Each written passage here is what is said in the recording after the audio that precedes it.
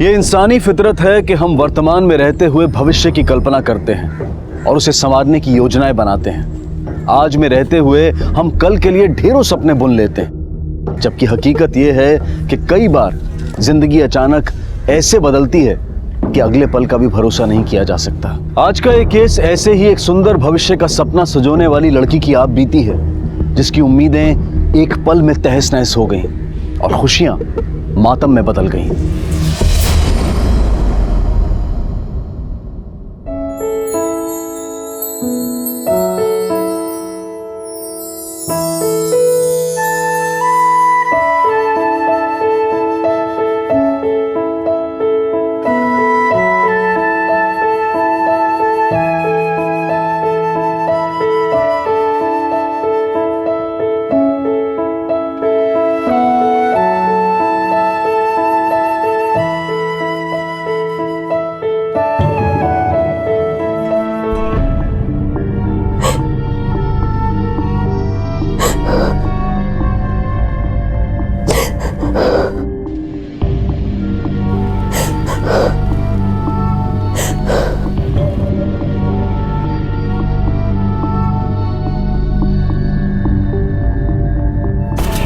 Sir ये देखिए, ये हार्ट शेप पेंडेंट है। अपनी वैलेंटाइन को देने के लिए सबसे बेस्ट गिफ्ट है ये।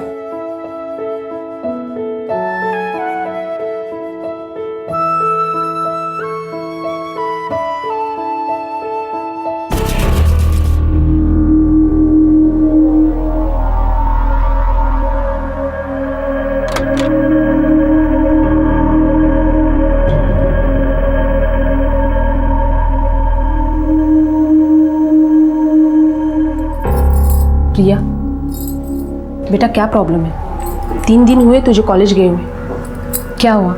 बताती क्यों नहीं? अरे आई, कुछ नहीं हुआ है, थोड़ी सी वीकनेस है इसलिए कॉलेज नहीं जा रही हूँ। 2-3 दिन में ठीक हो जाऊँगी, कॉलेज भी चली जाऊँगी।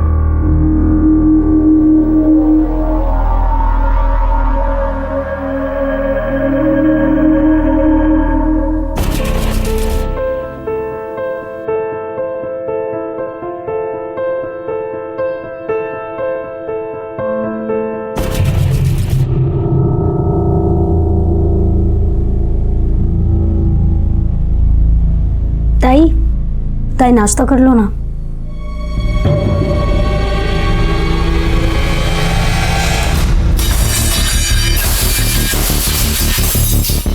कितनी बार बोलूं नहीं करना मुझे नाश्ता? समझ में नहीं आता एक बार में?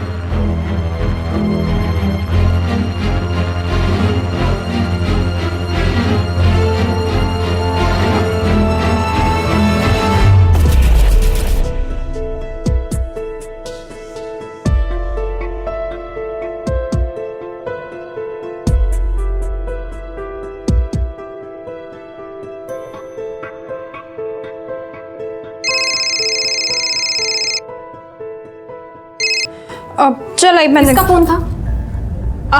कुछ नहीं, वो एक फ्रेंड थी मेरी। अच्छा सुन, मैं ना जा रही हूँ, मुझे फिर लेट हो गया, आज बहुत डांट पड़ेगी मुझे, ठीक है? चल बाय। अच्छा ध्यान से जाना और जल्दी वापस आना। हाँ हाँ।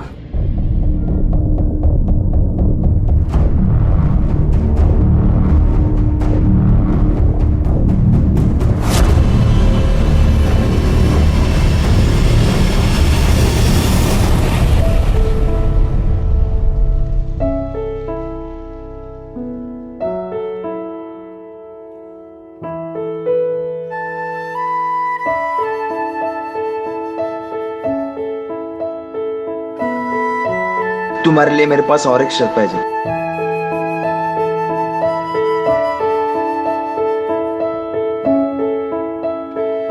आई होप तुम्हें ये पसंद आए। ओह माय गॉड,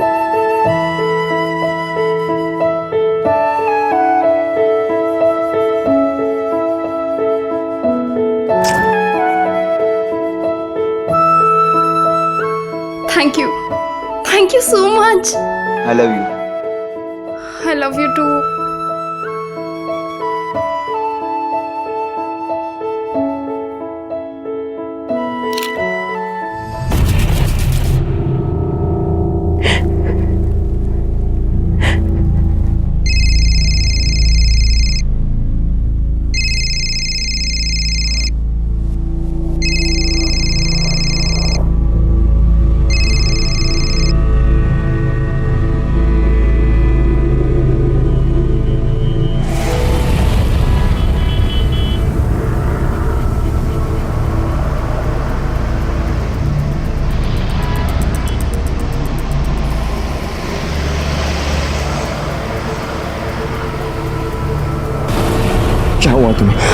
छोड़ो, क्या कर रहे हो? मैं तुम्हें फोन कर रहा हूँ, तुम फोन नहीं उठा रही हो। मैं तुम्हें मैसेज कर रहा हूँ, उसका रिप्लाई नहीं दे रही हो ना। तुम कॉलेज आ रही हो। ये देखो, मैं तुम्हें मिलने के लिए तड़प रहा हूँ, लेकिन तुम्हें कुछ नहीं पड़ी ना उसकी। हाँ, गौरव प्लीज, हमारे बीच जो भी था सब खत्म हो चुका है। खत्म हुआ मतलब? क्या खत्म हुआ प्रिया? हाँ, मुझे बताओ ना क्या प्रॉब्लम है, मैं सॉल्व करता हूँ। अच्छा, वैलेंटाइन डे पे जो कुछ भी हुआ उसके वजह से बोल रहे ना तू?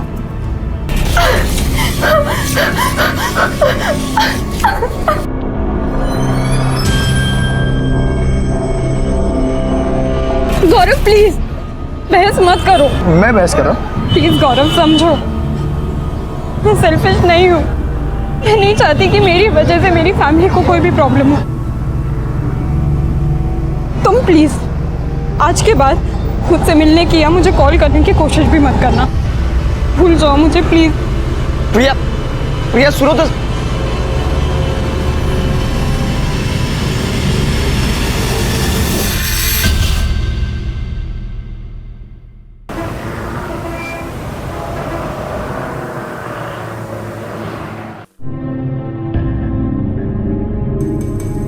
साहिब, मुझे मेरे बेटे का मिसिंग कंप्लेंट लिखानी है। चल या। साहिब, मेरा बेटा कल सुबह से घर से निकला है, अभी तक घर वापस नहीं आया। उसका फोन ट्राई किया पर नेटवर्क में है नहीं। ये देखो, ये आशीष है।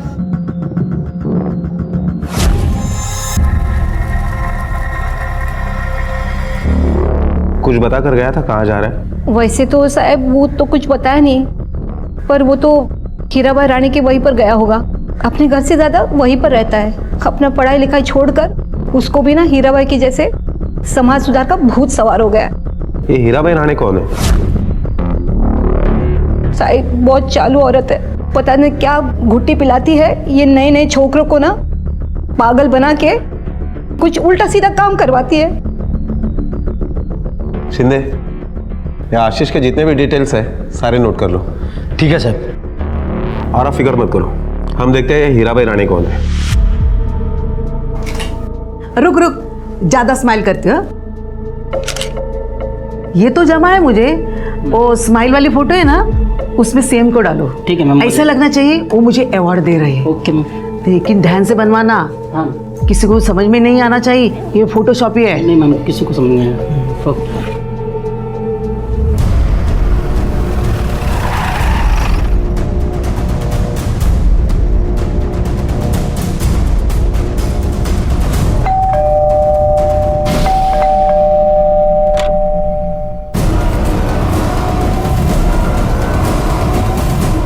कौन है बेटा?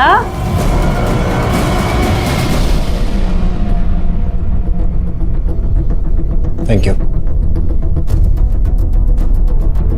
इसे पहचानती हैं आप? अरे हाँ, ये तो आशीष है। रोज आता था इधर, पता नहीं 2-4 दिन में नहीं आया। कोई फोन वोन किया इसने? सर नहीं, फोन वगैरह नहीं किया उसने। आप समाज सुधारक है ना? हाँ, किस तरह का सुधार कार्य करती हैं? वो प्रॉब्लम के हिसाब से देखना पड़ता है। जिसका जैसा प्रॉब्लम है वैसे हम काम करते हैं। मैं युवा की शाखा चलाती हूँ, उसमें सब अपने मर्जी से आते हैं। समाज में बुराई अत्याचार उसके खिलाफ हम लोग लड़ते हैं। वो अपनी श्रद्धा से काम करती हूँ मैं, पैसे के वास्ते नहीं। इसलिए तो हीराबाई रानी का इतना नाम है। अगर आशीष के बारे में कुछ भी पता चले तो हमें बताइए। हाँ साहब।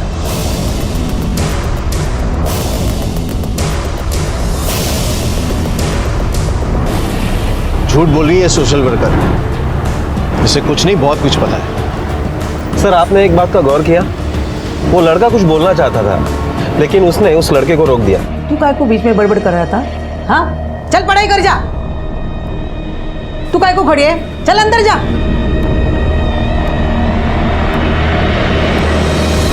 अगर हम उस लड़के को उठा लेते हैं तो शायद आशीष के बारे में कुछ इन्फॉर्मेशन मिल सकती है। इन्फॉर्मेशन तो हम लेंगे ही उससे, लेकिन उठा कर नहीं, प्यार से।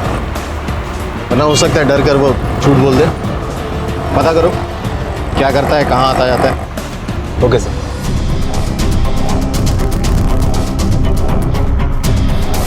अजय, मुझे तुमसे कुछ बात करनी है। चलो चाय पीते हैं।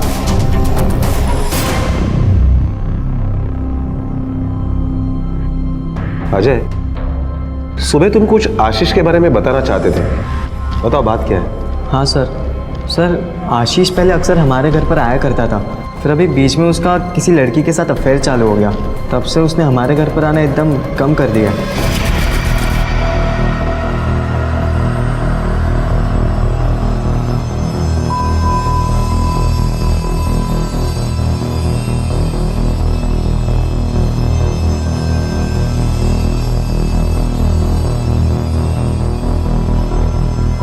उस लड़की का नाम क्या है? सर मुझे उस लड़की का नाम तो नहीं मालूम है, लेकिन हाँ वो घाटकोपर में रहती है।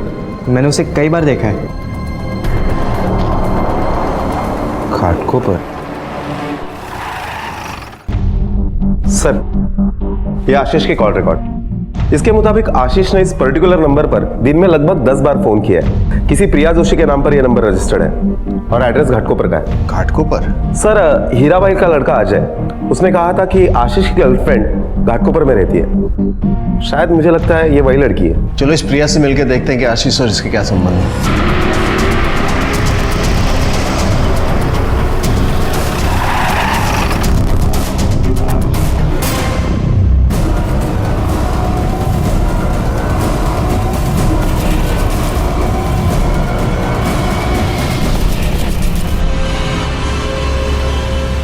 नहीं सर, मुझे नहीं मालूम ये कौन है, और मेरा इसके साथ क्या किसी और के साथ कोई अफेयर नहीं है। आप ऐसे कैसे सवाल पूछ सकते हैं मेरी बेटी को? हाँ, ऐसे बेकार के लफड़ों में मेरी बेटी कभी नहीं पड़ती। अच्छे खानदान की सभ्य लड़की है हमारी बेटी।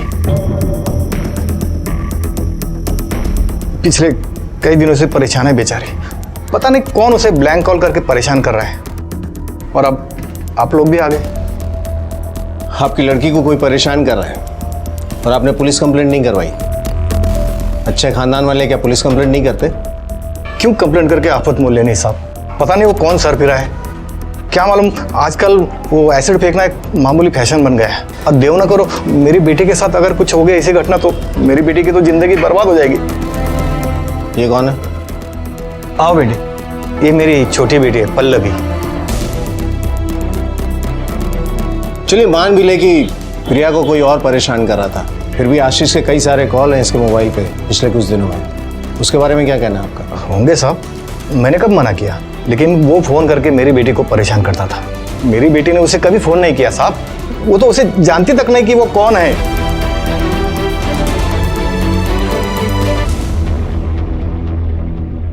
ये खानदानी आदमी ना सच बोलेगा ना प्रिया को बोलने देगा, पर एक इंसान है जो सब कुछ जानता है, पल्लवी।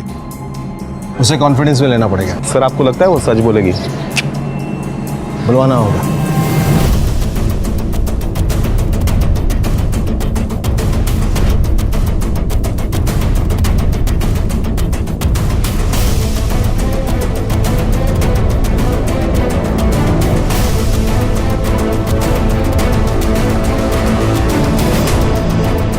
एक्सक्यूज मी, मुझे आपसे प्रिया के बारे में कुछ बात करनी है। ये लड़का लापता है और उसके दोस्त का कहना है कि तुम्हारे ताई के साथ उसका अफेयर चल रहा था। तुम्हारे पापा ने भी बताया कि तुम्हारे ताई को ब्लैंक कॉल्स आते थे। तुम्हें पता है ना कि तुम्हारी ताई की लाइफ खतरे में। देखो, हम सच का पता और तरीके से भी लगा सकते थे, लेकिन तुम्हारी ताई के लिए हमें तुम्हारी मदद की जरूरत है। सच बताओ। सर मेरी ताई का अफेयर चल रहा था, पर उस लड़के के साथ नहीं जिसकी फोटो आपने दिखाई थी। मतलब किसी और लड़के के साथ? किसके साथ? सर वो लड़का मेरी ताई की कॉलेज में पढ़ता है, गौरव गुप्ते नाम है उसका, उलन में रहता है। उसका कोई फोन नंबर एड्रेस है तुम्हारे पास? जी।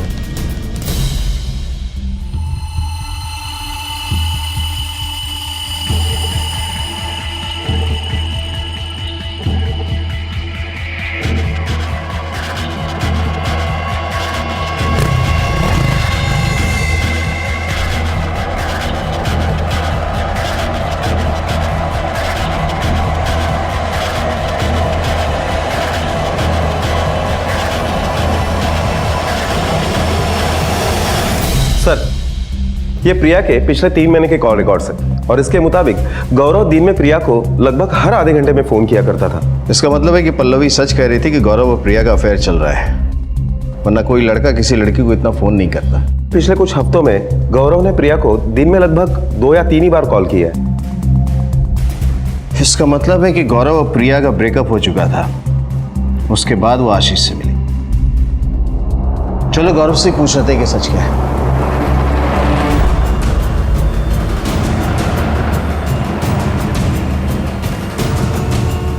सर हमारा अफेयर था नहीं है, और वो भी टाइम पास नहीं, सीरियस है। और ये बात मेरे मम्मी पापा दोनों जानते हैं। हो सर, गौरव ने प्रिया के बारे में हमें पहले ही बता दिया था। अगर ये तुम्हारा अफेयर था नहीं है तो ये अचानक फोन कॉल्स क्यों कम हो गए? सर वो एक्चुअली हमारे दोनों के बीच एक छोटी सी गलत फहमी हुई थी, लेकिन अब सब ठीक है। और कहीं इस गलतफहमी का नाम आशीष तो नहीं? आशीष? कौन आशीष? ये है आशीष। सर मैं नहीं जानता इसको। काफी स्मार्ट हो तुम, लेकिन याद रखना, अगर पुलिस से झूठ बोलने की या गुमराह करने की कोशिश की ना, बहुत भारी पड़ेगा। सर मैं आपसे झूठ क्यों बोलूं? मुझे तो ये समझ में नहीं आ रहा कि प्रिया ने हमारे बारे में आपसे झूठ क्यों कहा। क्या था प्रिया, गौरव और आशीष के बीच? क्या हुआ था उस वैलेंटाइन डे के दिन जिसके बाद इन सब की जिंदगी एक उफान पर आकर सहमी हुई थी? क्या वाकई वैलेंटाइन डे का वो काला वाकया जिम्मेदार था इस सब के लिए, या फिर कुछ और ही था इस केस के पीछे? प्रिया, मैं सिर्फ 2 मिनट बात करना चाहता हूँ, प्लीज। गौरव प्लीज यहाँ तमाशा मत करो, मैंने कहा ना हमारे बीच अब कुछ नहीं है। मतलब फक्त 2 मिनट बोलो जब, प्लीज प्रिया। लेकिन मैं इतना जानना चाहता हूँ कि तुम क्या छुपा रही हो मुझसे? हाँ, क्या लफड़ा आशीष और तुम्हारे बीच में? देखो गौरव, मैं तुम्हारे किसी भी सवाल का जवाब नहीं देना चाहती, अपने काम से काम रखो, ओके? प्रिया, आशीष के गायब होने से इन दोनों का जरूर कोई वास्ता है। सर मुझे लगता है ये कोई सिंपल मिसिंग केस नहीं है, क्योंकि अब तक हमें आशीष का कोई क्लू नहीं मिला। हो सकता है कि उसका मर्डर हो गया। हमें जल्द से जल्द पता करना पड़ेगा कि आशीष के साथ क्या हुआ और वो कहाँ है।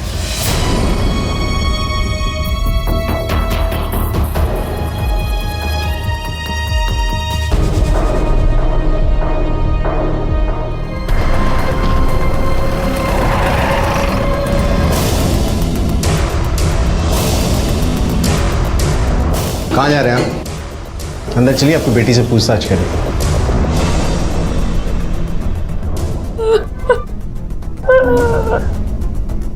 साहब मैं आपके पास ही आने वाला था। मेरी बेटी प्रिया कल से गायब है साहब। आपकी बेटी कल से गायब है और पुलिस के पास जाने का होश आपको तब आ रहा है जब पुलिस खुद आई है? नहीं साहब, ऐसी बात नहीं है। हम लोग उसे कल से ढूंढ रहे हैं साहब, लेकिन किधर भी नहीं मिली। आप उसकी मिसिंग कंप्लेंट लिखवाइए, हम ढूंढने की कोशिश करते हैं। Okay sir. और हाँ, उसके बारे में कोई भी इंफॉर्मेशन मिले तो तुरंत हमें बताइए। Okay sir.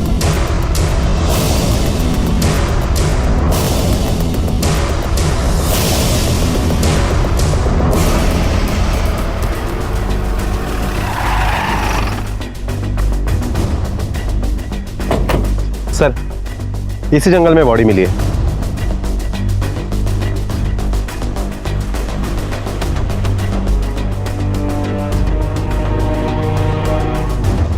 सर इन लोगों ने फ़ोन किया था।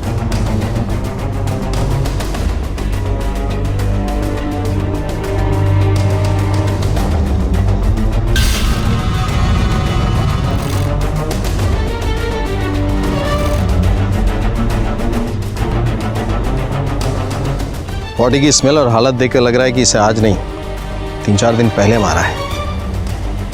जिस तरह से उल्टा पेट के बल पड़ा है, लगता है किसी ने पीछे से वार किया है। सब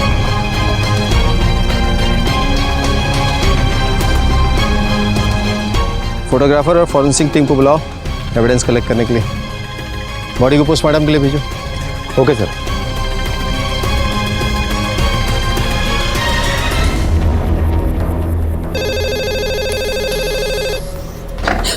hello hello hello,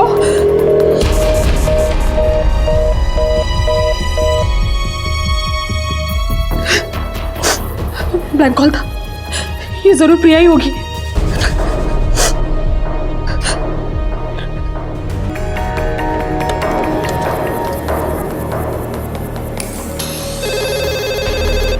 hello hello hello.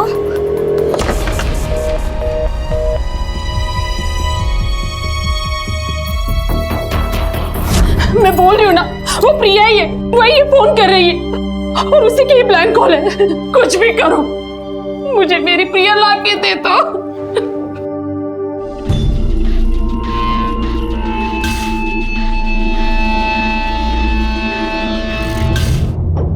ये ग्लोबलाइजेशन का दौर है। दुनिया वाकई फोन के रूप में सिमटकर मुट्ठी में आ गई है। एक अत्याचार जो कुछ लोगों की नजरों के सामने एक प्रेमी जोड़े पर मॉरल पुलिसिंग के नाम पर हुआ था, आज वो इंटरनेट के जरिए सारी दुनिया तक पहुंच गया था। जहां एक तरफ इंटरनेट लोगों को एक दूसरे के करीब ले आया है, वहीं उनके बीच में दूरियां भी बढ़ गई हैं।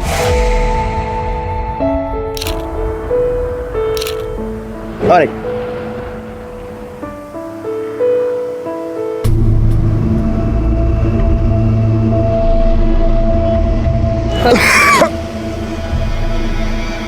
क्या प्रॉब्लम है मुझे? प्रॉब्लम है क्या कुछ? धक्का क्यों दिया? धक्का दे रहे तो क्या किया तुझे? कंट्रोल नहीं हो रही अपनी जवानी है। फोटो खींच रहे चिपक चिपक के। वैलेंटाइन डे मनाएंगे ये लोग। भारत में रह के अंग्रेज बनना चाहते हो? हाँ, अभी मनाएंगे इनको वैलेंटाइन डे। वीडियो कट कर। वीडियो कट कर। तेरे बाप ने कभी वैलेंटाइन डे मनाया था क्या रे? हाँ, साले आज तुम्हारी पूरी आशिकी बाहर निकाल दे। तुम लोगों के जैसे कारण हमारे देश की पूरी संस्कृति की बैंड बज चुकी है। ये छम्बिया को देखो कैसे मन में आग लगी हो। माँ बाप की इज्जत ऐसे सड़क पे लिखे थी। एक काम करते हैं, इन दोनों रोमियो जूलियट के मुंह पे ना कालिक पोत देते हैं। इनको ऐसा सबक सिखाएंगे वैलेंटाइन डे भूल जाएंगे। लेके आओ। ले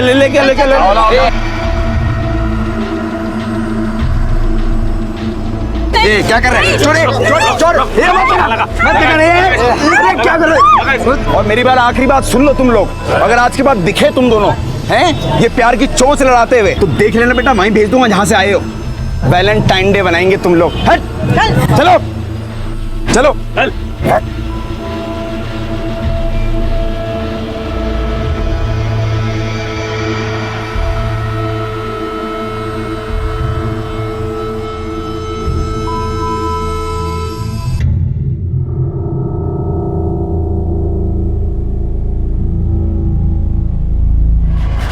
हटा हटा।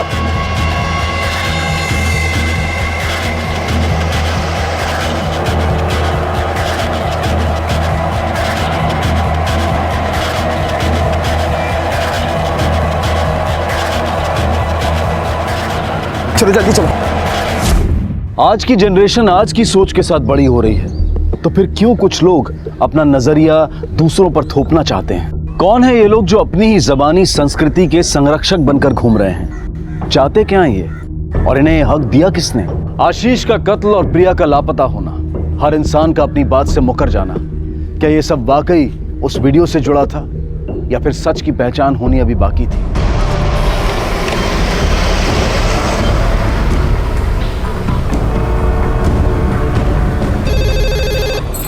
हेलो हेलो, मैं जानती हूँ फोन पर तू है बेटा। कहाँ है तू? कैसी है तू? कहाँ चली गई? तुला तुझी आईची आठवण नाही का येत? आती है आई, बहुत याद आती है। बेटा घर वापस आ जा। तुला तुझी आईची शपथ। मैं घर भी आऊंगी जल्दी। अभी मैं रखती हूँ, शाम को फोन करूंगी। हेलो।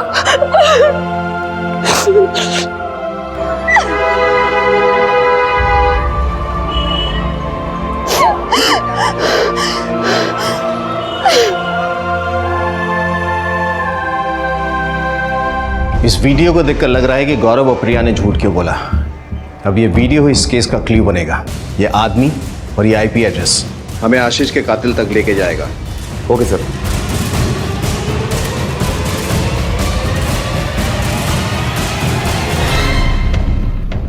सर, ये उस कंप्यूटर का आईपी एड्रेस है जहां से ये वीडियो अपलोड हुआ था। नाहूर गांव में एक साइबर कैफे, वहीं के एक कंप्यूटर से 26 फरवरी को सुबह 11 बजे वो वीडियो अपलोड किया गया था। जाकर पता करो। Okay sir. तुम्हारे रजिस्टर्ड में देखकर जरा ये बताओ कि 26 फरवरी को सुबह 11 बजे इस आईपी नंबर वाला कंप्यूटर किसने यूज किया? ये देखिए सर, मोहन कावड़। मोहन कावड़, ये तुम्हारा रेगुलर कस्टमर है? हाँ सर। मुझे जरा उसके आधार कार्ड की प्रिंट दे दो। Okay sir.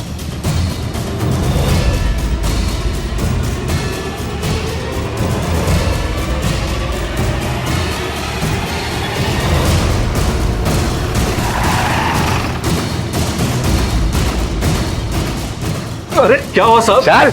अरे आराम से साहब, चोट लगी है साहब। ये सर पे पट्टी कैसी लगी है? वीडियो अपलोड करने का इनाम मिला है क्या? चल बता, क्यों अपलोड किया था वीडियो? साहब मेरे को उस वीडियो वाले लड़के से बदला लेना था। कैसा बदला? उससे और उसके लैला को हमने वैलेंटाइन डे के दिन सबक सिखाया था और उसी का बदला लेने के लिए उसने मेरा सर फोड़ दिया साहब।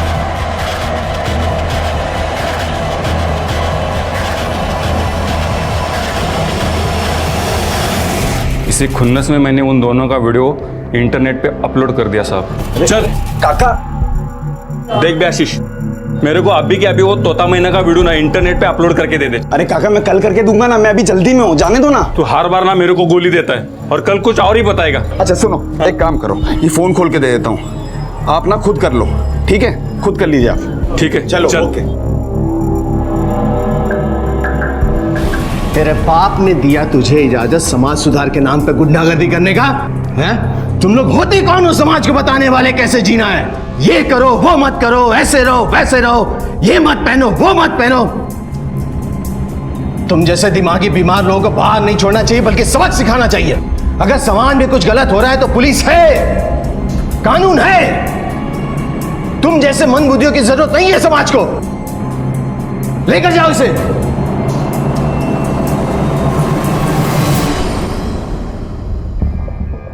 ठीक है सर। आशीष के पीएम रिपोर्ट के मुताबिक आशीष का मर्डर 26 फरवरी को सुबह 11 बजे से 1 बजे के बीच में हुआ और जलने की वजह से मौत नहीं हुई, बल्कि सर पर गहरी चोट की वजह से उसकी मौत हुई। मतलब आशीष और मोहन पर एक ही तरह के सवार किया गया है। फर्क सिर्फ इतना है कि मोहन अभी जिंदा है और आशीष मर चुका है। गौरव ने अपना रिश्ता टूटने का बदला लेने के लिए ही शायद उसे मारा है। हाँ सर, बदला लेने के लिए मैंने मोहन के सर पर मारा, क्योंकि उन गुंडों की वजह से मेरा रिलेशनशिप खत्म हुआ सर। मेरी प्रिया मुझसे दूर चली गई। आज ये जो मेरी हालत है ना, इसके जिम्मेदार सिर्फ ये लोग हैं सर। गौरव, दरअसल तुम सब लोग एक जैसे हो। ये समाज सुधार के नाम पर गुंडागर्दी करते हैं और तुम बदले का नाम का सहारा ले रहे हो। अपराधी ये भी है और अपराधी तुम भी। इसलिए अब सीधे सीधे बताओ, आशीष को क्यों और कैसे मारा? सर प्लीज, मैंने आशीष को नहीं मारा, मैं उसको जानता तक नहीं सर।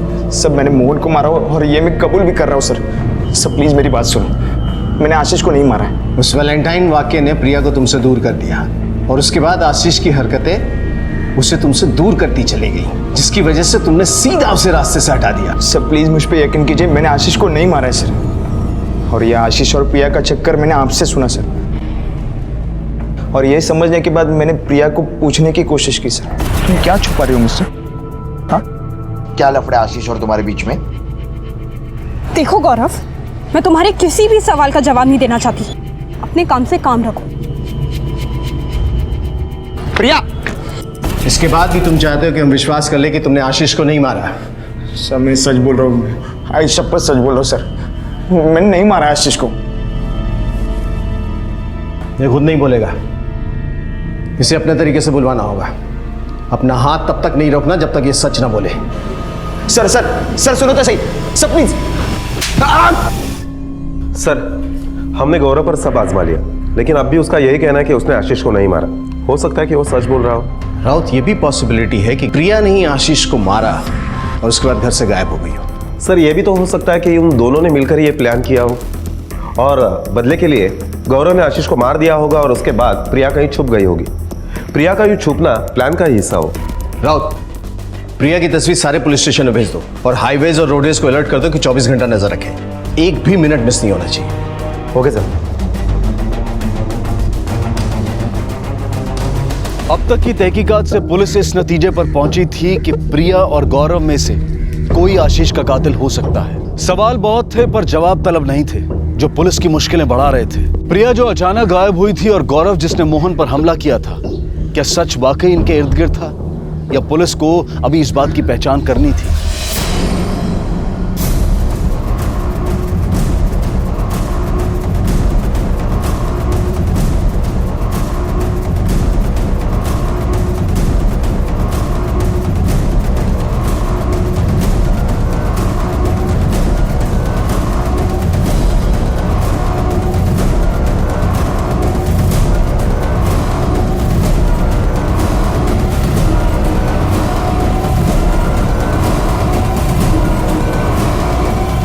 एक्सक्यूज मी, हम आपको ले जाने के लिए आए, चलो हमारे साथ। मैं आपके साथ नहीं, मैं नहीं जाऊंगी आपके साथ। चलो हमारे साथ, लेके चलो इसे। यस सर, चलो।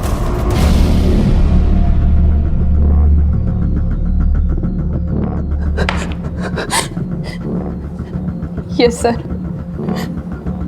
गौरव सच बोल रहे हैं। उन लोगों ने हमें सड़क पे सबके सामने मारा। और इसी के बाद तुम्हारा और आशीष का अफेयर शुरू हुआ था। नहीं सर, आशीष को मैं नहीं जानती थी। अफेयर तो बहुत दूर की बात है सर।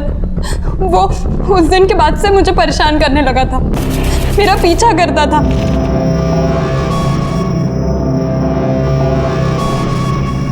मुझे फोन करता था, यहाँ तक कि उसने सड़क पे मुझे रोक रोक कर ब्लैकमेल भी किया है। अच्छे से जानता हूँ तेरी जैसी लड़कियों को मैं। हाँ, तुम दोनों लैला मजनू बनकर क्या क्या करते हो सब पता है मेरे को। और तेरे और वो तेरे तोते का सबक सिखाने वाला वीडियो बनाया था ना मैंने, अभी तक है मेरे पास। सोच वायरल कर दूंगा तो क्या हो, कहीं मुंह दिखाने लायक नहीं बचेगी तू। इसलिए जो कह रहा हूँ चुपचाप कर, ठीक है?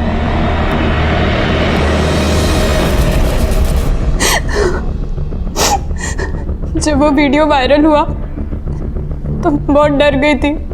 कुछ समझ में नहीं आ रहा था क्या करूं, किसी का सामना न करना पड़े, इसलिए मैं चुपचाप घर से निकल गई थी। ठीक है, तुम जा सकती हो, लेकिन जब तक ये केस सॉल्व नहीं होता है शहर से बाहर मत जाना। Okay sir.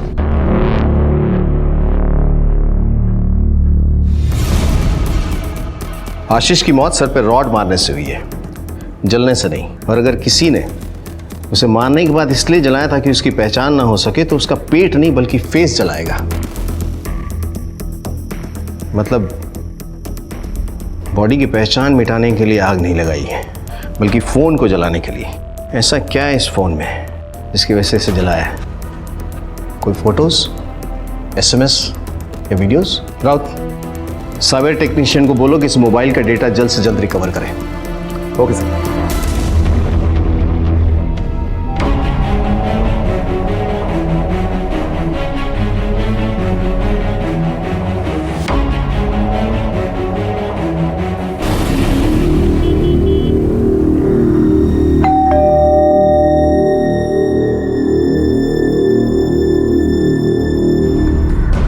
सर, प्रिया और आशीष के अफेयर की बात हीराबाई के बेटे अजय ने हमें बताई थी।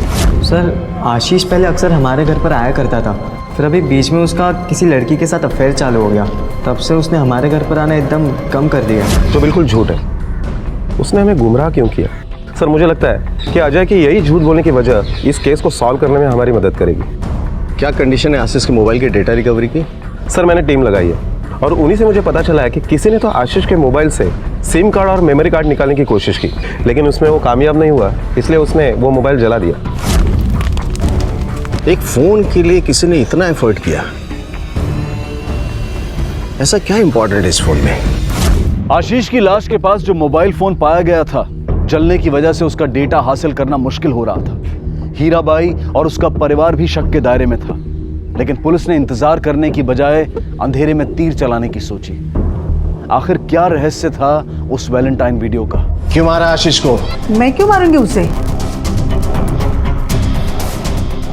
वैसे तुम बता सकते हैं, लेकिन ये भी तुम ही बताओगे।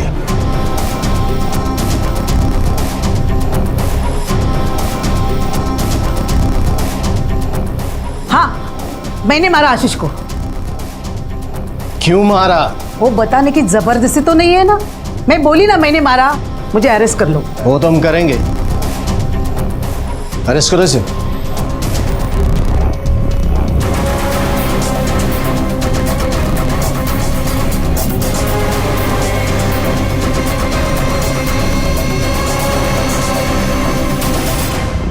झूठ बोल रही है समाज सुधारक। इसने आशीष को नहीं मारा है।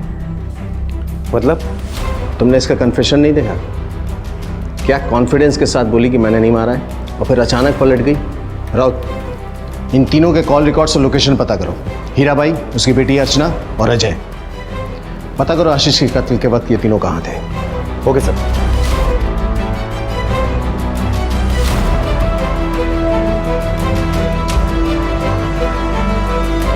सर, आपका शक सही निकला। हीराबाई झूठ बोल रही है। आशीष के कत्ल के वक्त वो घर पर ही थी। और वो दोनों कहाँ थे? अर्चना और अजय?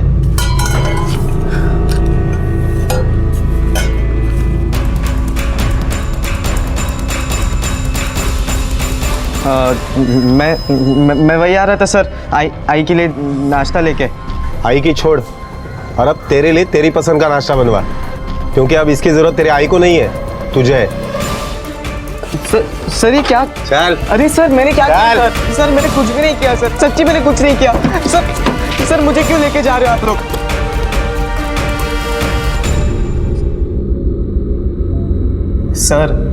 सर मैंने सच्ची कुछ नहीं किया सर, मैंने किसी को भी नहीं मारा है। सर इसमें कुछ पीपिंग वीडियोस है, कुछ ऑफ सीन वीडियोस भी है। किसके? I will show you sir. तेरा तो पता नहीं, लेकिन तेरा मोबाइल सच बोल रहा है कि आशीष के कत्ल के वक्त वो वहां था। इसका मतलब तू भी वहां था। खाने के लिए जबड़े की जरूरत पड़ती है ना, इससे पहले कि मैं ये तोड़ दूं, सच सच बोल। बोलता हूँ सर, बोलता हूँ। फिर मैंने उसे बहाने से अपने बस्ती के पीछे जो जंगल है वहां पर बुलाया।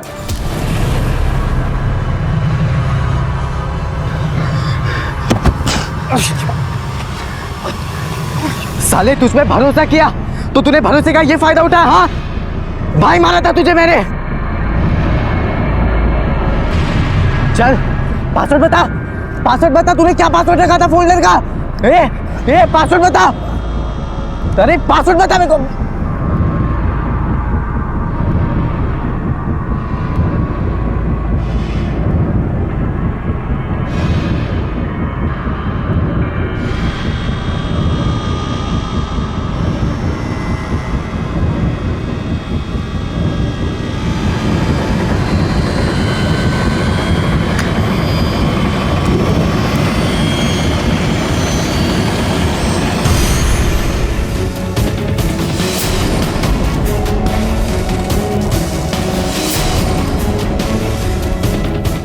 ये तो वही लड़की है।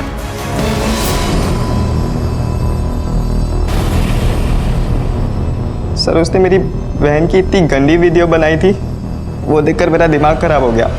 सर मैंने वो वीडियो डिलीट करने की बहुत कोशिश की, लेकिन उस आशीष ने उस फोल्डर में पासवर्ड डालकर रखा था, जिससे वो वीडियो डिलीट नहीं हो पा रहा था। दे, मेरे को देर हो रहा है। मुझे ये उम्मीद नहीं थी सर कि उसकी सोच इतनी गंदी रहेगी और वो इस हद तक भी जा सकता है, इसलिए मैंने उसे मार दिया। जब तुम्हारी माँ भूसों के ढेर पे हाथ सेक रही थी और समाज सुधार के नाम पर आशीष जैसे गुंडों को पाल रही थी, तब समझ में नहीं आया कि नीच कौन है। और तुम खुद प्रिया का वीडियो देख के मजा ले रहे थे। जब अपने ही घर में आग लगी तब तुम्हारी नींद खुली। सभ्यता और संस्कृति के नाम पर अपना उल्लू सीधा करने की कीमत अब जेल में चुकाना। तुम और तुम्हारी मां दोनों लेकर जाओ इसे। चल।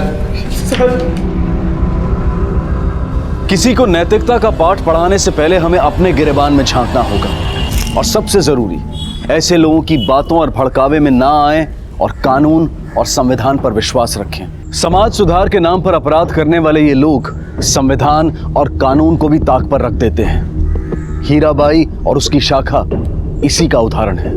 अजय को आशीष के कत्ल के लिए और हीराबाई और मोहन को पब्लिक प्लेस में शांति भंग करने, मानहानि और मारपीट करने के लिए आईपीसी की अलग अलग धाराओं के तहत गिरफ्तार किया गया है। अब मैं अनूप सोनी आपसे विदा लेता हूं। फिर मुलाकात होगी अगले एपिसोड में एक और चौंका देने वाले केस के साथ। तब तक अपना और अपने परिवार का ख्याल रखें और देखते रहें क्राइम पेट्रोल डायल 100। सबक एक को सीख हम सबको। जय हिंद। क्यों किसी ने एक 6 साल की मासूम बच्ची की इतनी निर्ममता से हत्या की? और हैरत की बात तो यह है कि 7 सालों तक ना तो सूटकेस में दफन ये लाश बरामद हुई और ना ही इस बच्ची का हत्यारा पकड़ा गया। लेकिन 7 सालों बाद एक ऐसी घटना घटी जिसने इस केस को फिर से रोशनी में लाकर खड़ा कर दिया और कातिल का पर्दाफाश कर इंसाफ दिलवाया।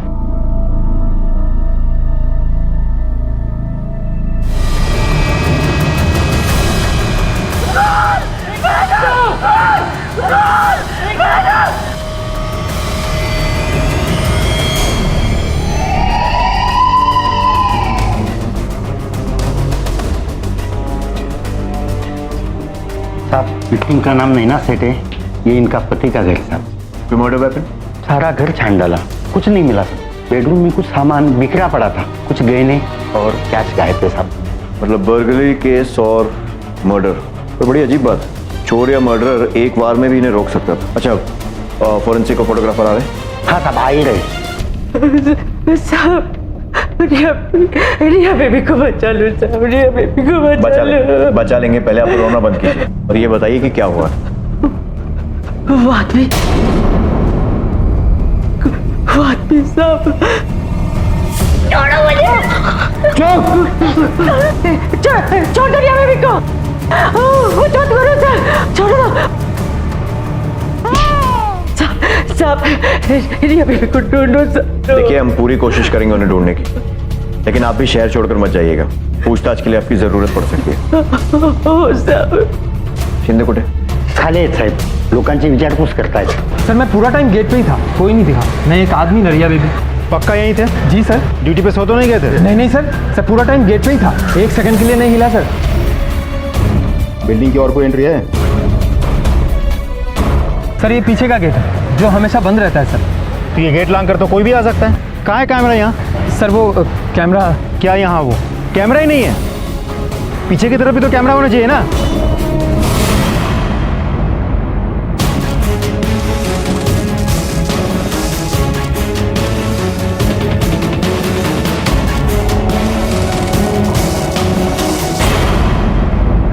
तो ब्लाइंड स्पॉट तो फिर भी समझ में आता है, लेकिन यहाँ तो पीछे के पूरे सेक्शन में एक भी कैमरा नहीं है। मतलब मर्डरर शायद वहीं से आया और वहीं से गया होगा। लेकिन शिंदे, मुझे एक बात समझ में नहीं आती, वो रिया को अपने साथ क्यों ले गया? मतलब बर्गलरी केस है, चोर चोरी करने के इरादे से आता है, मिसेस सेठ सामने आती है, उन्हें मार दिया, पद्मा आई उसे जख्मी कर दिया। उसी तरह वो रिया को भी वहीं छोड़कर जा सकता था। उसे अपने साथ में ले जाना बेवकूफ़ी भी है और रिस्क भी। शायद हॉस्टेज बनाकर ले गया होगा ताकि जरूरत पड़ी तो बच निकलने में रिया काम आए। अगर वैसा होता तो रिया आसपास ही कहीं मिल जाती, क्योंकि बिल्डिंग से बच निकलने के बाद वो रिया को ज्यादा दूर अपने साथ नहीं ले जाएगी, अनलेस रिया को किडनैप करना ही उसका मोटिव। तो फिर ये रॉबरी वगैरह पुलिस को गुमराह करने के लिए वो रिया को ही लेने आया था। माँ बीच में आई तो उसने माँ को मार दिया और फिर रिया को ले गया। तो फिर ये चोरी का नहीं, एब्डक्शन का केस। लेकिन सर कोई तो देख लेगा दोनों को एक साथ। रिया इतनी आसानी से कैसे चली जाएगी? लेकिन अगर वो दोनों वहां थे ही नहीं तो मतलब ये कि हो सकता है ये पद्मा हमसे झूठ बोल रही, हो सकता है ना रिया वहां थी ना वो आदमी, इसीलिए किसी ने नहीं है। इस पद्मा ने ही चोरी की और उसके बाद मिसेस सेठ को मार दिया और बचने के लिए ये पूरी कहानी बनाई। सर वैसे भी 5 में से 1 मर्डर केस में सबसे पहले इन्फॉर्म करने वाला आदमी ही मर्डर होता है। यहाँ तो रिया पहले से ही गायब थी, तो ऐसा भी हो सकता है कि रिया को गायब करने में पद्मा का हाथ हो। पॉसिबल है। वैसे भी इस मामले की सबसे प्राइम विक्टिम नैना सेठ नहीं बल्कि रिया है।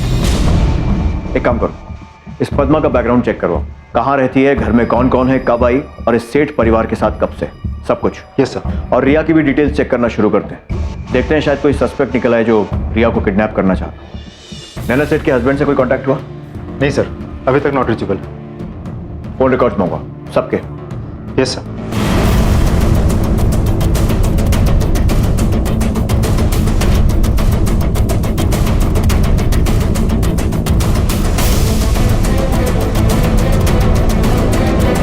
साहब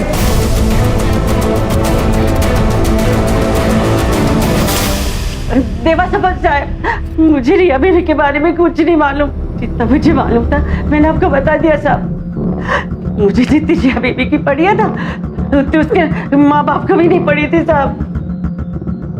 इसका क्या मतलब हुआ कि उसके माँ बाप को नहीं पड़ी थी? अरे नैना आओ, तुम जल्दी चलो, लेट हो रहे हैं यार। हाँ चलिए, फास्ट चलिए। मैडम जी हम बेबी को बहुत तेज बुखार है। इसे छठे माले पे डॉक्टर है, वहाँ पर दिखा दो। नैना ये तुम्हारी कोई स्टूपिड किटी पार्टी नहीं है यार, डिनर है, चलो जल्दी। दोनों ने मिलकर उस मासूम बच्ची का सत्यानाश कर दिया था। मैं जानती थी कितना रोती थी वो, कितनी दुखी थी वो, क्या मांगती थी। थोड़ा सा प्यार, थोड़ा सा साथ। पता नहीं रिया बेबी कहाँ होगी साहब। ठीक है, अभी तुम जा सकती हो, लेकिन शहर छोड़कर मत जाना। जी साहब। पता करना पड़ेगा। यस सर, वो इंदर सेठ, रिया का बाप, वापस आ गया है। अच्छा हुआ मर गई नैना, डिवोर्स मांग रही थी। अब कम से कम मुझे एलिमनी तो नहीं देनी पड़ेगी। और सर, आप उस नैना को जानते नहीं थे, एक लालची औरत थी वो। और रिया, चलिए माना पत्नी से नफरत थी, पर बेटी की तो फिक्र होगी ना आपको। She was a problem child. एक मिनट चैन का मैंने नहीं बिताया इसकी और इसकी मां की वजह से। एनीवेज, आप नहीं समझे। हमारा एक कांस्टेबल यहाँ रहेगा पूरे समय। आप शहर छोड़कर नहीं जाएंगे, पूछताछ करने के लिए आपकी जरूरत पड़ सकती है। देखिए इंस्पेक्टर, मैं एक बिजी आदमी हूं। जो भी करना है कीजिए, लेकिन इस शहर के अंदर 100% रिया ही नैना का खून कर कर भागी, और इसीलिए अभी तक मिल नहीं रही है। ये आप क्या कह रहे हैं? मैं बिल्कुल सही कह रहा हूं इंस्पेक्टर। दोनों एक दूसरे को बर्दाश्त नहीं कर सकती थी, हमेशा तू मैं होती रहती थी। इनफ इज इनफ रिया, आवाज नीची करके बात करना रिया मुझसे। Mom please, why you interfering in my life? Please stop it and please go. इस घर में वही होगा जो मैं चाहूंगी। तुम्हें हर काम मेरी मर्जी से करना पड़ेगा, और ये बात भूल जाओ कि तुम कॉलेज की ट्रिप में जा पाओगी। दोनों एक दूसरे को गाली देती रहती थी और मैं बस खड़ा होकर सुनता रहता था। जिस मर्डर ने इतने वार करके नैना सेठ को मारा, उसने पद्मा को सिर्फ एक छोटी सी चोट देकर जिंदा छोड़ दिया। हजम नहीं होता। सर, पद्मा के बयान में उसने कहा था कि रिया ने उसे बचाने की कोशिश की थी। तो सर, ऐसा भी तो हो सकता है कि मर्डरर ने उसकी बात सुनकर पद्मा को जिंदा छोड़ दिया हो। अब ये पद्मा या तो उस मर्डरर के साथ मिलकर काम कर रही है, या फिर ये रिया उस मर्डरर के साथ मिली हुई है। वैसे भी वो अपनी माँ से नफरत करती थी। उसके पिता का भी मानना है कि वो अपनी माँ की जान ले सकती है। सर, ये प्यार व्यार का तो चक्कर नहीं है। दोनों एक साथ घर से भागना चाहते थे, माँ ने देख लिया तो माँ की भी जान ले ली। और इसीलिए शायद कातिल ने इतने वार किए, क्योंकि जब कोई मर्डर इमोशन से जुड़ा होता है तो ऐसा ही होता है। और पोस्टमार्टम रिपोर्ट के मुताबिक भी नैना पहले ही वार में मर गई थी, लेकिन फिर भी उस पर इतने सारे वार किए गए। तुम उसकी बिल्डिंग के फ्रेंड्स और कॉलेज में पूछो, और टेक्निकल एक्सपर्ट बुलाओ ताकि सोशल मीडिया में उसके अकाउंट्स चेक कर सकें।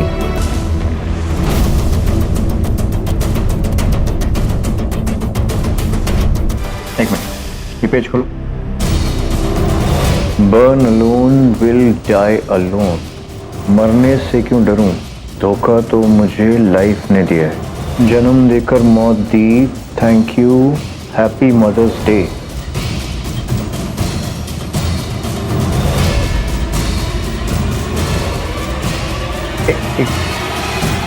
ये लड़का, इसका नाम पता चल सकता है?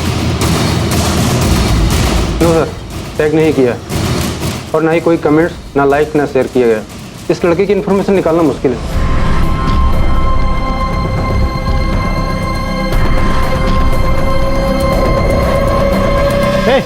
इधर आओ। ए, तुम्हें बुला रहा हूँ इधर। क्या सुन रहे थे चुपके से? कुछ नहीं साहब। कुछ नहीं? सच बता, नहीं तो उल्टा लटका के मारूंगा मैं। साहब, मैं तो बस सुन रहा था कि कहीं कोई मेरी कंप्लेंट तो नहीं कर रहे हैं। क्यों करेगा कोई कंप्लेंट? कुछ गलत किया होगा इसलिए डर रहा है ना? साहब, वो लड़की रिया, मैं उसकी मदद करता था कॉलेज से भाग निकलने में, लेकिन उसके बदले में मुझे पैसे देती थी साहब। कितनी बार हुआ ऐसा? बहुत बार हुआ है साहब। कभी किसी लड़के के साथ मिलते हुए देखा था? कुछ याद है? हाँ साहब, एक लड़का आता तो था उससे मिलने के लिए।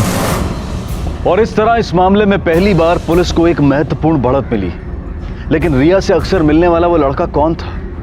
पद्मा और इंदर पर पुलिस का शक कायम रहा, लेकिन उन्हें उम्मीद थी कि इस लड़के की खोज उन्हें रिया तक पहुंचाएगी। सिक्योरिटी गार्ड द्वारा दिए गए ब्यौरे और रिया के फेस पेज अकाउंट की बदौलत पुलिस के पास अब उस रहस्यमय लड़के की तस्वीर थी। सवाल था, बस अब उसकी असली पहचान का। सर, रिया के कॉल रिकॉर्ड्स। वैसे ज्यादा लोगों के साथ तो टच में नहीं थी। पद्मा, एक आध क्लासमेट्स और प्राइवेट ट्यूशन को छोड़कर ये 2 नंबर सामने आए। ये एक कोई मिसेस रजनी, ये रहा एड्रेस, और दूसरा एक लड़का है आबिर, रजिस्टर्ड एड्रेस है किसी बॉयज हॉस्टल का। इंटरेस्टिंग। चलो दोनों से मिलते हैं।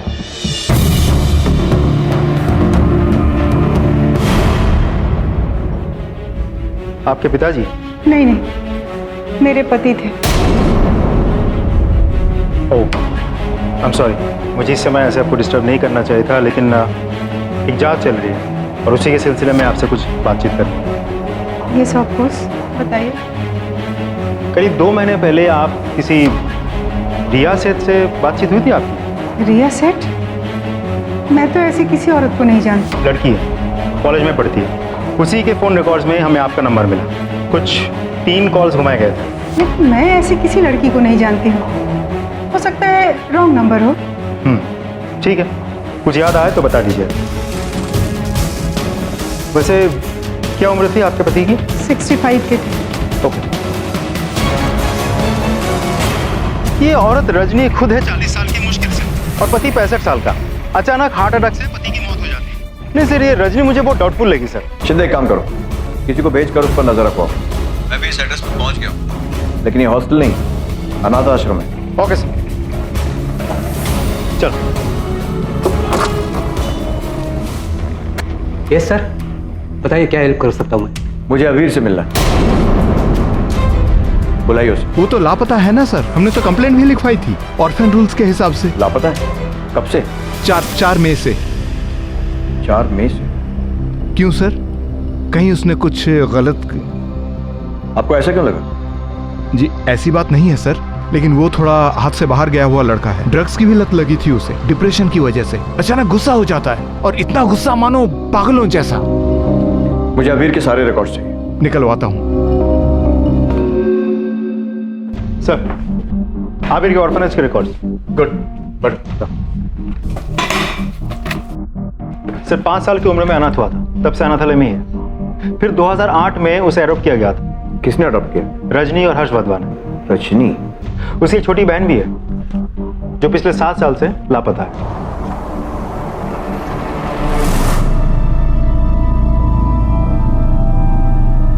दीपा के लापता होने के बाद हर्ष और रजनी का डिवोर्स हो गया। फिर आबिर की कस्टडी हर्ष को दे दी गई। फिर कुछ ही दिनों बाद हर्ष की मौत हो गई। फिर रजनी आबिर की कस्टडी नहीं ले पाई तो कोर्ट ने वापस उसे अनाथालय भेज दिया होगा। मतलब दीपा के गुमशुदगी का केस पिछले 7 सालों से अनसॉल्व्ड है। ऑर्फनेज के वार्डन ने मुझे बताया था कि आबिर काफी हिंसक प्रवृत्ति का था। सर, कहीं दीपा के गायब होने में आबिर का ही तो हाथ नहीं है। आबिर तब 11 साल का था। हमारे अंदाजे के मुताबिक आबिर ने नैना को मारा है, तो शायद आबिर ने अपनी बहन को भी। आखिर इस तरह के हिंसक क्रिमिनल्स अपना पहला गुनाह बचपन में ही कमिट कर लेते हैं सर। आबिर रजनी के कांटेक्ट में था, पर रजनी का कहना है कि वो रिया को नहीं जानती। कहीं वो झूठ तो नहीं बोल रही? एक काम करते हैं, इस रजनी से फिर से पूछताछ करते हैं। जी। अबीर और दीपा को मैंने और हर्ष ने गोद लिया था, लेकिन हमारा जल्दी ही डिवोर्स हो गया। फिर हर्ष की मौत हो गई। उसके बाद आपने फिर से शादी की? जी, 2 बार। और मेरे दोनों पति अबीर की जिम्मेदारी उठाने के लिए तैयार नहीं थे। अगर मैं उसे अकेले ही बड़ा कर पाती तो 1 सेकंड भी नहीं सोचती, घर ले आती उसे। कुछ महीनों पहले आबिर ने आपको कांटेक्ट किया था? 7 महीने पहले एक बार फिर मेरी उससे मुलाकात हुई। अबीर 11 साल का था जब उसे देखा था। अब तो बहुत बड़ा हो गया। उसके बाद से हम कांटेक्ट में थे और मैंने उसे कुछ पैसों से मदद भी की। माँ आखिर माँ ही होती है ना। और रिया का कॉल क्यों आया था आपको? मैं नहीं जानती। मैंने लास्ट टाइम भी आपको बताया था, मैं उस लड़की को नहीं जानती। आप कह रहे हैं कि वो अबीर की दोस्त है, तो हो सकता है अबीर ने उसके फोन से मुझे कांटेक्ट करने की कोशिश की हो। आबिर के बारे में हमें ऑर्फनेज से कुछ इन्फॉर्मेशन मिली। पता चला कि आबिर बहुत वायलेंट किस्म का लड़का है, हमेशा गुस्से में रहता है, आसपास के लोग डरते हैं उससे। जब वो आपके साथ होता था तभी भी ऐसा ही था? गुस्सा तो आता था उसे, पर वो जिद थी बेसिकली। वो हर बच्चा करता है, पहले अनाथ, फिर ऑर्फन्स हाउस, फिर हम लोगों के पास आना। इतने सारे बदलाव आए उसके जीवन में, कुछ तो असर पड़ना था ना उसके ऊपर। और दीपा, अबीर की बहन, उसे भी गोद लिया था ना? क्या हुआ उसे? काश मुझे कुछ पता चल पाता। 1 सेकंड, सिर्फ 1 सेकंड लगा था उसे गायब होने में। वो गार्डन में खेल रही थी, मैं बस कुछ समय के लिए किचन में गई, आई, तब तक शी वॉज गॉन। वो वहां नहीं थी। क्या आपको लगता है कि दीपा के साथ जो कुछ भी हुआ उसमें अबीर का हाथ हो सकता है? नहीं नहीं सर, अबीर बहुत अच्छा लड़का है, वो ऐसे नहीं कर सकता। ठीक है, अगर आपको आबिर कांटेक्ट करने की कोशिश करे तो हमें बताइएगा। डेफिनेटली सर, मुझे भी उसकी चिंता है। मैं नहीं चाहती कि वो कुछ गलत कर बैठे। सर, न जाने मुझे ऐसा क्यों लगता है बार बार कि औरत हमसे कुछ छिपा रही होगी। एक बार बेटा बनाकर उसे गोद दिया था, अब शायद फिर से माँ बनकर उसकी मदद कर रही है। अबीर की हिंसक प्रवृत्ति के बारे में कहने पर देखा था कैसे घबरा गई। तो या तो रजनी खुद उससे डरती है और या फिर उसकी मदद करने की कोशिश कर रही है। सर, मुझे भी ऐसा लगता है कि आबिर और रिया घर से भागने के फिराक में थे और आबिर के साथ लगाव के कारण उसने भागने में मदद की होगी। रजनी पर नजर रखो, या अबीर पक्का इससे कांटेक्ट करेगा। रजनी निश्चित तौर पर अबीर की मदद कर रही थी और अपने इसी यकीन की वजह से पुलिस ने रजनी पर तकरीबन 1 हफ्ते तक नजर रखी। लेकिन फिर रजनी को बार बार एक अनजान घर में जाते हुए देखा गया।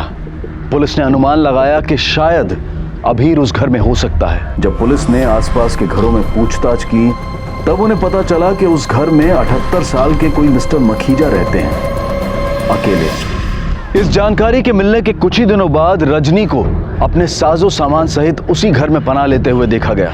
लेकिन अब भी ना अबीर की तरफ से रजनी से संपर्क करने की कोई कोशिश की गई थी और ना ही रजनी की ओर से ऐसी कोई प्रतिक्रिया सामने आई थी। सर, हमने आसपास के लोगों से, ठेले वालों से, सभी से आबिर के बारे में पूछताछ की, फोटो दिखाई, लेकिन किसी ने आबिर को नहीं पहचाना। सर, रजनी का उस घर से या मिस्टर माखीजा से जो भी ताल्लुक हो, आबिर की इन्वॉल्वमेंट नहीं दिखती। रजनी के पिछले 1 हफ्ते के कॉल रिकॉर्ड्स सर चेक कर रहे हैं, रोज अपडेट हो रहे हैं, आबिर का कोई कॉल नहीं है।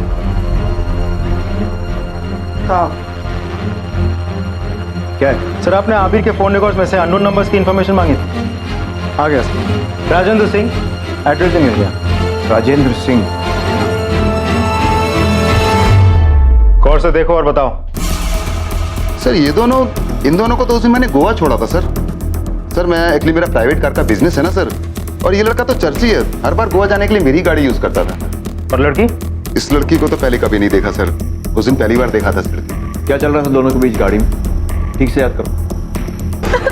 रिया, ये सब बंद कर, वरना भाई सब ठीक है ना? हाँ, तो बस थोड़ी तबीयत खराब है। तुम गाड़ी चलाओ। ये हाईवे के बाद आगे कोल्हापुर में मेडिकल मिलेगा, रुकना है क्या? तुम सीधा गोवा लेके जाओ, कहीं भी रुकने की जरूरत नहीं है, समझे? ओके। राजेंद्र, फोकस करो, ठीक से याद करो, क्या बात कर रहे थे तुम? कुछ भी अजीब, कुछ भी अलग गाड़ी में दिखाओ तो। सर, खुसुर फुसुर तो चालू था उन लोगों का, फुल टाइम खुसुर फुसुर चालू था। लड़की ऐसा बोल रही थी कि हमने जो किया गलत किया, हमें ऐसा नहीं करना चाहिए था। बहुत घबराई हुई थी लड़की सर। और सर, लड़का भी बहुत भड़का हुआ था, 3-4 बार लड़की पे बहुत चिल्लाया लड़का। गोवा में कहाँ छोड़ा था? एड्रेस? सर, किसी होटल के पास नहीं छोड़ा था, वो वाघा बीच है ना, वाघा बीच के पास छोड़ा। ठीक है, अगर जरूरत पड़ी तो दोबारा बुलाएंगे। जी सर। शिंदे, अगर ये सच है तो फिर रिया की जान को खतरा है। अब भी कभी गोवा नहीं, नॉर्थ गोवा हेडक्वार्टर्स में मेरे बैचमेट, उनसे असिस्टेंस तक मैं जरा इस पुराने केस को फिर से स्टडी करता हूँ जो 7 सालों से सुलझा नहीं। तो सर, दीपा का मिसिंग केस? क्योंकि दोनों में सिर्फ एक ही चीज कॉमन है, अबीर और उसका गुस्सा।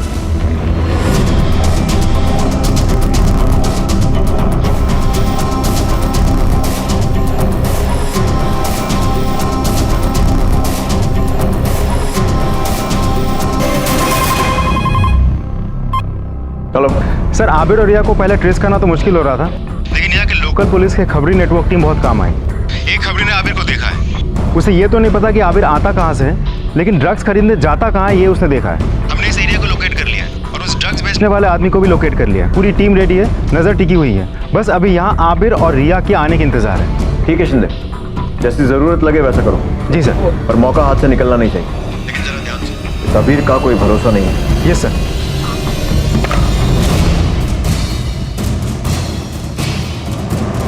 सर, आबिर को पकड़ना हमारी पहली प्रायोरिटी होनी चाहिए, और ड्रग डीलर को भी। Yes sir. ओके।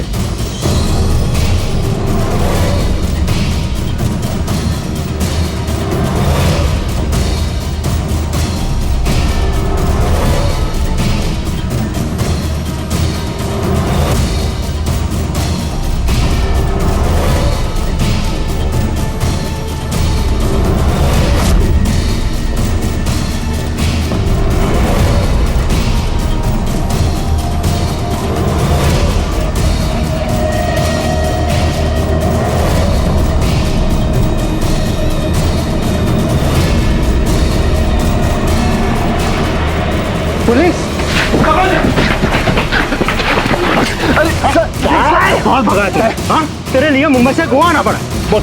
बोल रिया किधर है? सर मुझे नहीं मालूम रिया के बारे में, मैंने कुछ नहीं किया सर। सब मालूम पड़ जाएगा। अरे सर मैंने कुछ नहीं किया सर। तेरी भलाई के लिए बोल रहा हूँ, मैं तो फिर भी तुझसे सवाल पूछ रहा था। ये सर एक बार शुरू हो जाए ना तो तुझसे सवाल पूछेंगे नहीं, तेरे से जवाब उगलवाएंगे, समझा?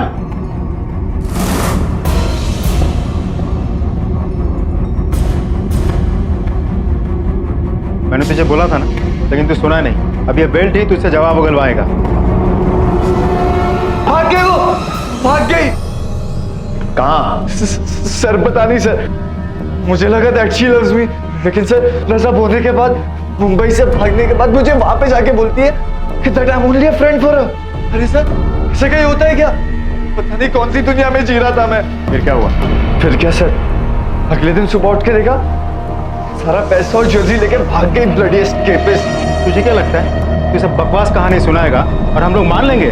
हमने राजेंद्र से बात कर ली। राजेंद्र? हाँ राजेंद्र, और उसने हमें बताया कि तू किस तरह से रिया को धमकी दे रहा था। अरे सर काय की धमकी सर, वो तो मैं बस उसको बोल रहा था कि अपना मुंह बंद रख, क्योंकि सबके सामने सच्चाई उगल रही थी। और वो भी सर मैंने उसको ये बोला था कि अपना मुंह बंद रख वरना उसके लिए अच्छा नहीं होगा सर। कौन सा सच उगल रही? मर्डर का? कैसा मर्डर सर? अबीर भोला मत बन, तूने रिया की मां का मर्डर किया है ना? क्या? या फिर तुम दोनों शामिल थे इसमें? अरे सर ये क्या कुछ भी बोल रहे हो आप? रिया की मम्मी तो तब थी भी नहीं जब हम लोग वहां से निकले। और सर हम लोग का यही प्लान था, सारी ज्वेलरी और कैश लेके निकल जाना कि जब रिया की मम्मी घर पे ना हो। सर हम लोग तंग आ रहे थे, मैं अपने ऑर्फनेज से और रिया अपने मॉम एंड डैड से, इसलिए हम लोग जाना चाहते थे कहीं दूर to make a new start. और सर रिया को भी नहीं पता होगा कि उसकी मॉम मर गए। फिर से झूठ? हाँ, हमारे पास चश्मदीद गवाह है जिसने तुझे खून करके भागते हुए देखा है। आई विटनेस? रिया के घर काम करने वाली बाई पद्मा, उसने हमें सब कुछ सच सच बता दिया है।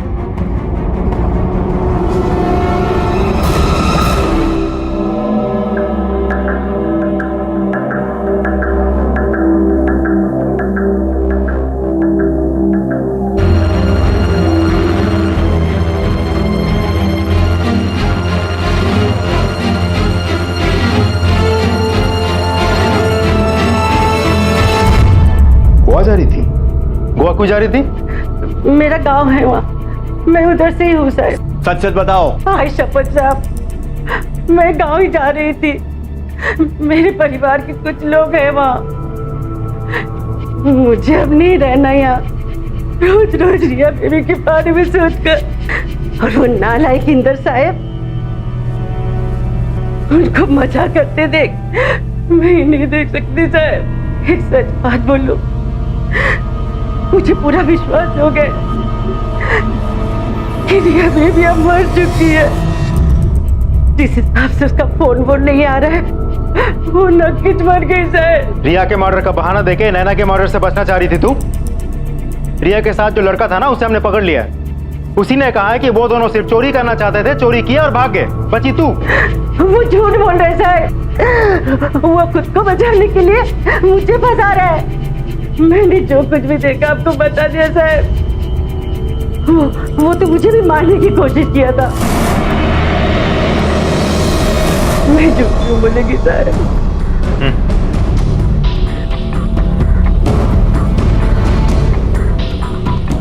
अच्छा, मुझे इसके फोन रिकॉर्ड चाहिए। जिस दिन हमने अबीर को गिरफ्तार किया था उसके एक दिन पहले से लेके आज तक। Yes sir. सर हमने इंदर के फोन रिकॉर्ड्स डिटेल में चेक किया। ऑफिस और दोस्तों के अलावा वो खास किसी के साथ टच में नहीं था। ऑफिस में जाके पूछताछ की तो पता चला कि छोटा मोटा ऑफिस इन्वॉल्वमेंट छोड़कर किसी के साथ कोई अफेयर या सीरियस रिलेशनशिप में वो नहीं था। So basically he is a clean guy, वो इस केस में इन्वॉल्व नहीं है। फिर रजनी तो खुद ही आउटसाइडर है, नैना को नहीं जानती। रजनी का कनेक्शन आबिर से है और उसके थ्रू रिया तक है। अब रिया खुद लापता है। रिया के बारे में पूछताछ करने के लिए हम जब गोवा गए तो पता चला कि किसी ने रिया को देखा ही नहीं। अब रही बात आबिर और पद्मा की, ये आबिर और पद्मा एक दूसरे पे इल्जाम लगा रहे हैं क्योंकि एक दूसरे से ये लोग झूठ बोल रहे हैं। आबिर ने हमें कहा था कि जब वो चोरी करने गया था तो नैना घर पे थी ही नहीं, जो कि झूठ है क्योंकि हमारे पास नैना के कॉल डिटेल्स के हिसाब से नैना उस वक्त घर पे मौजूद थी। और पद्मा की बताई हुई कहानी तो हम सबको पता ही। सो बेसिकली जब तक रिया नहीं मिल जाती तब तक सच्चाई सामने नहीं आएगी। She is the key. लेकिन सर हम ढूंढेंगे कैसे?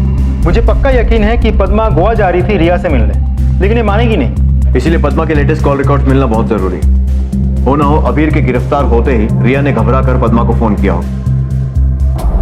शिंदे, मुझे डर है कि कहीं हम रिया तक पहुंचने में देर ना कर पाए।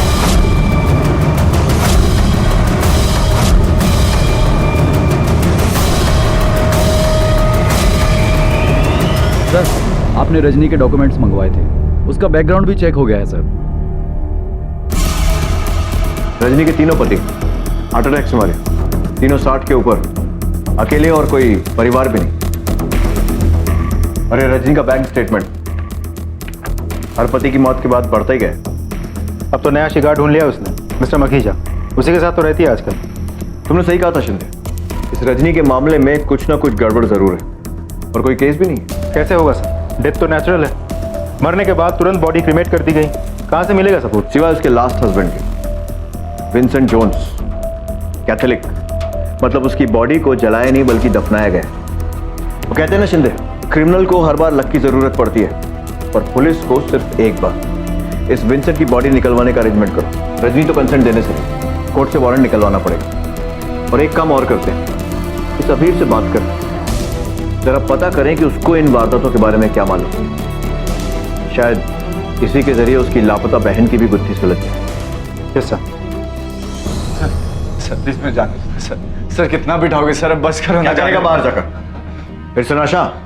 हालत देखिए अपनी कैसी हो गई है। आबिर सच बताएगा तो हम तुझे जाने देंगे। सर मेरा यकीन कीजिए, मैंने कुछ नहीं किया सर। रजनी के बारे में बता, रजनी के पति कैसे मरे, उनकी मौत में उसका क्या हाथ था?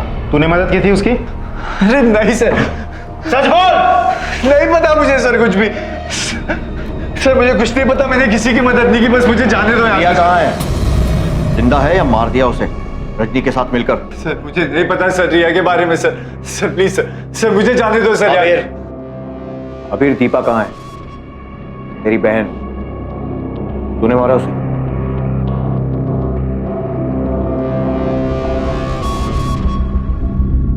दीपू? नहीं सर, मैंने दीपू को नहीं मारा सर, और ना ही रिया को मारा सर। तुझे क्या लगता है झूठ बोलकर बच जाएगा? 10 मिनट में रजनी को यहां बुलाता हूं, दोनों माँ बेटे को आमने सामने बिठाकर पूछताछ करूंगा, सारा सच बाहर आ जाएगा। नहीं सर, सर नहीं, सर रजनी को यहाँ पे मत बुला दे सर, मुझे मार डालेगी sir. Sir please sir, sir आपके हाथ छोड़ता सर, उसको यहाँ पे मत बुला दे सर। सर प्लीज सर, मुझे मार डालेगी सर। प्लीज सर उसको मत बुला दे यहाँ पे सर।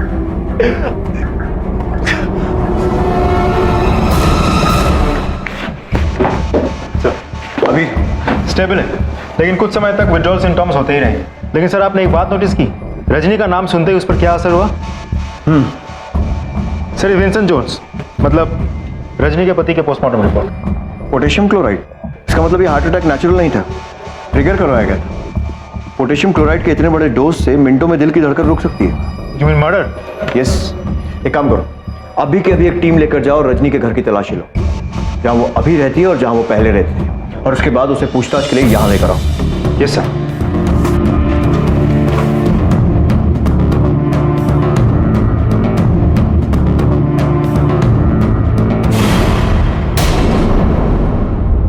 अरे सर आप? सर्च वारंट, हमें आपके घर की तलाशी लेनी है। तलाशी?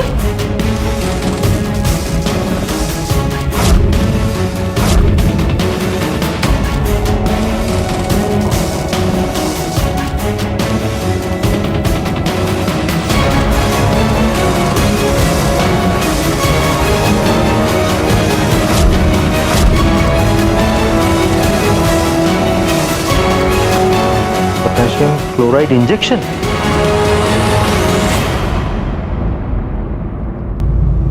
अजीब नहीं है ये रजनी जी? आपके सारे के सारे पति, एक नहीं दो नहीं बल्कि तीनों के तीनों एक ही तरह से मरे, हार्ट अटैक। शायद मेरे नसीब में जी नहीं, नसीब का इससे कुछ लेना देना नहीं है। हाँ, पोटेशियम क्लोराइड का जरूर हो सकता है। कुछ देशों में मौत की सजा देने के लिए कैदियों को जहरीला इंजेक्शन दिया जाता है, और उसमें ये पोटेशियम क्लोराइड ही होता है ना। और आपका आखिरी पति विंसेंट जोन्स, उसकी बॉडी पर तो सुई का निशान भी मिला है। वही सुई जिससे उसे पोटेशियम क्लोराइड का इंजेक्शन दिया गया था। And for your kind information, police की एक टीम आपके पुराने घरों पर भी छापे मार रही है। इसीलिए सच कबूल कर लो, वरना जितना झूठ बोलोगी ना उतना ही दर्द होगा जब हम सच उगलवाएंगे। मीना जी, रुको, इसकी जरूरत नहीं है। नर्स होने की वजह से मेरे लिए बूढ़े अकेले बीमार पेशेंट ढूंढना बड़ा आसान था। मैं वैसे ही पेशेंट ढूंढती थी जो अमीर हो, जो मरने की कगार पर हो, फिर उसके पैसे मेरे, जायदाद मेरी। और दीपा, उसे क्या हुआ? मुझे नहीं पता दीपा को क्या हुआ। हमें पता है, हमने अबीर से बात की।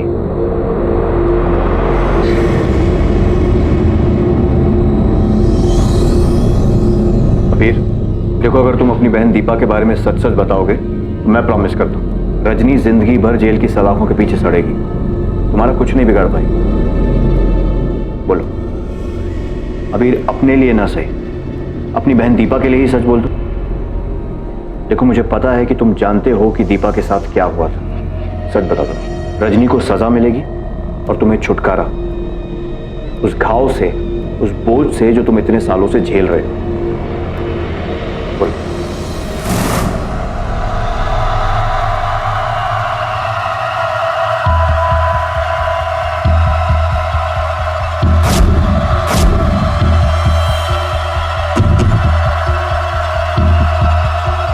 देखो मैंने क्या बनाया। Thank you.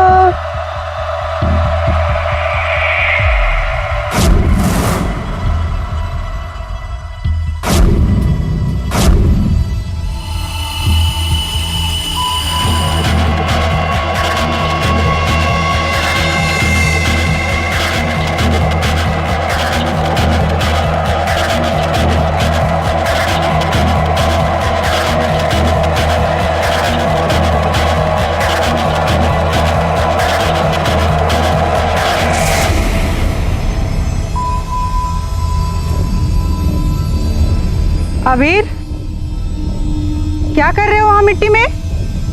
चलो अंदर आओ।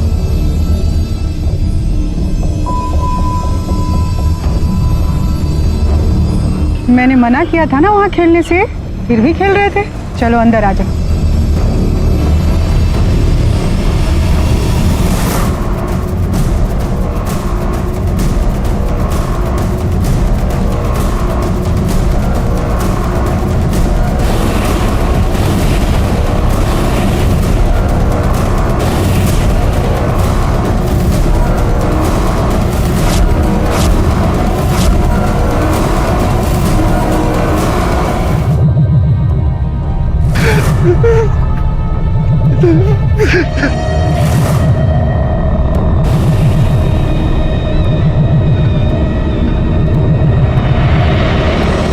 बताओ, दीपा को क्यों मारा? बोलो। खामोश रहकर कुछ नहीं होगा, बच नहीं पाओगे। अब हमारे पास दीपा की बॉडी है और उससे भी जरूरी एक गवाह, अबीर, जिसने तुम्हें उसकी बहन को मारते हुए देखा है।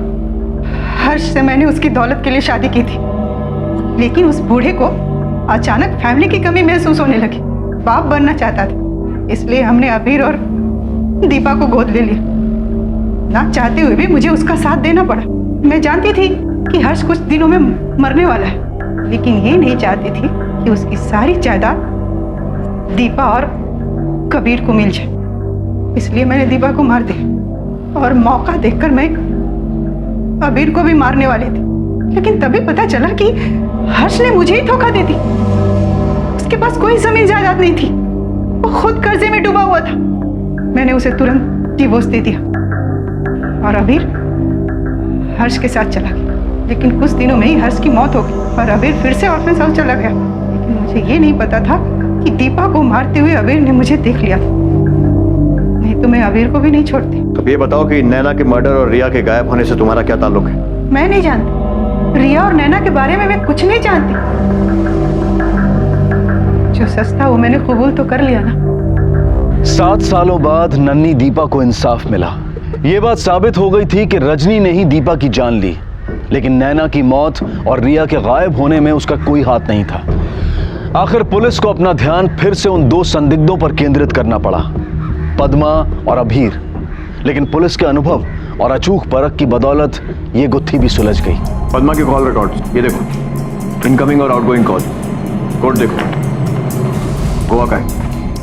उन्होंने अभीर के अरेस्ट होने के बाद बौखलाई हुई रिया ने पद्मा को कॉल किया होगा गोवा से, और इसीलिए वो एकाएक गोवा के लिए निकल पड़ी।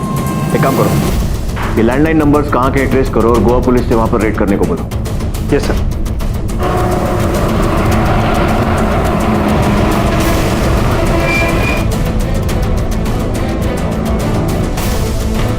दरवाजा खोलो,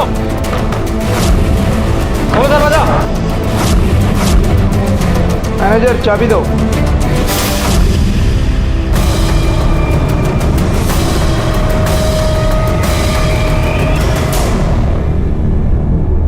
अब क्यों ले जा रहे हो? अरे मैंने सब बता तो दिया। रिया, रिया बेबी, रिया बेबी तुम कैसी है बेबी?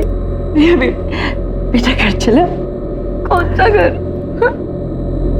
कोई घर नहीं है मेरा काकी। नहीं बेटा, ऐसे नहीं बोलते। तुम्हारे पापा है ना बेटा? पापा, वो पापा जो यहाँ तक भी नहीं है। कहीं नहीं जाओगी काकी, मैं कहीं नहीं जाऊंगी। कहीं नहीं जाओगी तुम, अब तुम सीधे जुवेनाइल जेल जाओगी। तुम्हारे बैग से तुम्हारी माँ का खून मिला है। क्या रखा था उसमें? Murder weapon. I am sure उसे तो तुमने ठिकाने लगा ही दिया होगा, लेकिन बैग से खून साफ करना भूल गई है ना?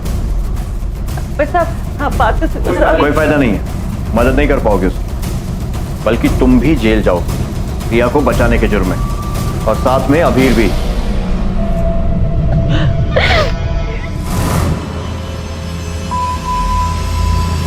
What the hell is this? क्या हो रहा है ये सब यहाँ पर? तुम इतनी चीप हो गई हो कि अब ऐसे लड़कों को घर पर लाने लग गई हो। मॉम रिलैक्स, ऐसा कुछ भी नहीं है। चुप बैठो।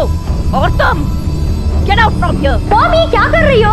मैंने कहा ना ऐसा कुछ भी नहीं है। बाजारू लड़की, तेरी जैसी लड़की मुझे कभी नहीं चाहिए थी। तो मेरी जिंदगी में आई हो, मुझे नहीं चाहिए थी। मैं तुझे कभी नहीं चाहती। बदल लो। कुछ देर के लिए मैं डर गई थी, कुछ समझ में नहीं आ रहा था। जो भी हो, रिया बेबी को बचाना था। उस घटिया औरत की वजह से मैं रिया बेबी की जिंदगी को बर्बाद नहीं होने देना चाहती थी साहब।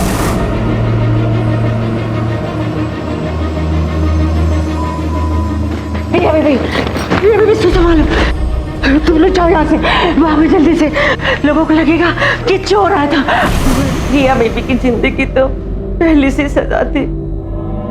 मैं तो बस एक मौका देना चाहती थी उसे जीने के लिए। लेकिन तुम्हारे इस मौके ने रिया का भला कम बुरा ज्यादा किया है। तुम्हारे गुस्से को समझता हूँ रिया, लेकिन तुम्हें भी समझना जरूरी है कि तुम्हारे इसी गुस्से ने तुम्हारी जिंदगी बर्बाद कर दी। वो क्रोध ही था जिसकी वजह से रिया और उसकी मां के बीच में दरार पैदा हुई। वो क्रोध ही था जिससे उत्तेजित होकर इंदर ने अपनी पत्नी नैना पर जोर जबरदस्ती की, जिसके परिणामवश रिया का जन्म हुआ और उसी क्षण से नैना ने रिया से मुंह मोड़ लिया। रिया को अपने किए की सजा मिली, जिसे काटकर अब वो एक नई जिंदगी शुरू करना चाहती है।